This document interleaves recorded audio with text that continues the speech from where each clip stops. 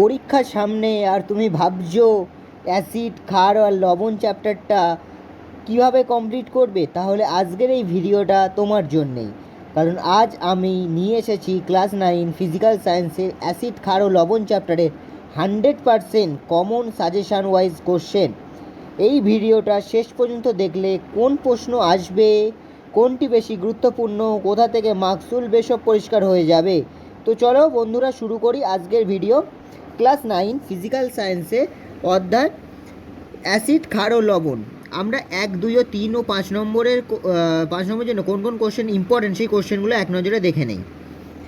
1 নম্বরের জন্য important question, অ্যাসিডের একটি উদাহরণ লেখো, ক্ষারের একটি উদাহরণ লেখো, সাধারণ লবণের রাসায়নিক সংকেত কী, নিরপেক্ষ দ্রবণের পিএইচ কত, বেকিং সোডার রাসায়নিক নাম কী, অম্লবৃষ্টি কোন গ্যাসের জন্য হয়, নীল লিটমাস অ্যাসিডে কী রং ধারণ করে, লাল লিটমাস ক্ষারকে কী রং ধারণ করে। এই কোশ্চেনগুলো 1 নম্বরের জন্য খুবই ইম্পর্টেন্ট। তো পরে এটা দেখে নেই 2 নম্বরের জন্য কোন কোন কোশ্চেন ইম্পর্টেন্ট। অ্যাসিডের দুটি রাসায়নিক ধর্ম লেখো, ক্ষারের দুটি রাসায়নিক ধর্ম লেখো, অ্যাসিড ও ক্ষারের মধ্যে একটি মিল ও একটি অমিল লেখো, দুটি কৃত্রিম নির্দেশকের নাম লেখো, অ্যান্টাসিড কী এবং এটি কেন ব্যবহৃত হয়, লবণের দুটি ব্যবহার লেখো, পিএইচ 7-এর কম ও বেশি হলে কী বোঝায়।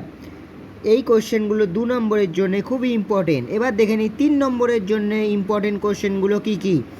শক্তিশালী ও দুর্বল অ্যাসিডের পার্থক্য লেখো উদাহরণসহ, শক্তিশালী ও দুর্বল ক্ষারকের পার্থক্য লেখো উদাহরণসহ, নির্দেশক কীভাবে অ্যাসিড ও ক্ষার শনাক্ত করে ব্যাখ্যা করো, অম্লবৃষ্টির কারণ ও প্রতিকার লেখো, লবণ কীভাবে প্রস্তুত করা হয় সেটা ব্যাখ্যা করো। এই কোশ্চেনগুলো 3 নম্বরের জন্য খুবই ইম্পর্টেন্ট।